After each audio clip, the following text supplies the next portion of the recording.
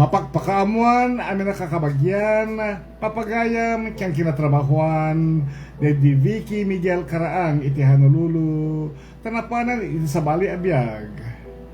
Nayanak ni Vicky Miguel Caraang iti March 23, 1934, kadigidi Pedro Miguel ken Agustina Barangan Miguel iti Barangay Apaya, Lawag City, Philippines.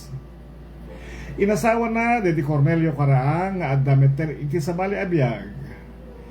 Pimusay de Vicky Miguel Caraang iti May 9, 2025 iti tawen na 91 dito yung Honolulu.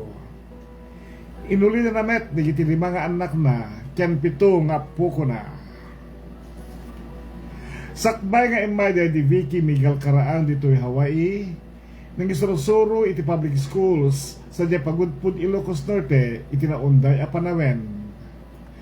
Bayat iti paningisuro na sa Pagudpud, nalaing ang nangisuro kadig iti Filipino folk dances ken coach iti volleyball ken softball. Iti kaadana dito yung Hawaii, aktibo iti komunidad ken simbaan kang runaan na iti St. Paul's Church iti Honolulu. Kameng de Vicky Miguel Caraang iti grupo di iti ballroom dancers ket nalaing agsala iti cha-cha, waltz, rumba, ken tango. Maangay ito ti wake service iti alas 10 tibigat into Miyerkules, June 25, 2025 dita Valley of the Temples Memorial Chapel.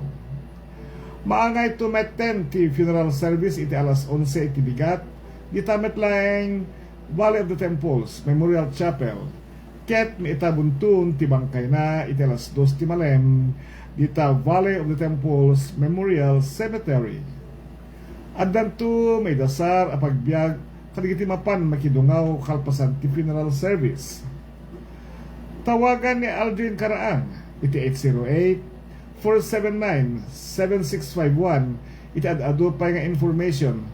May papan iti pupusay de Vicky Miguel Caraang. Ti si Bubukel a Pinoy Power Kapamilya, makipagladingit, kadigiti nagpasina.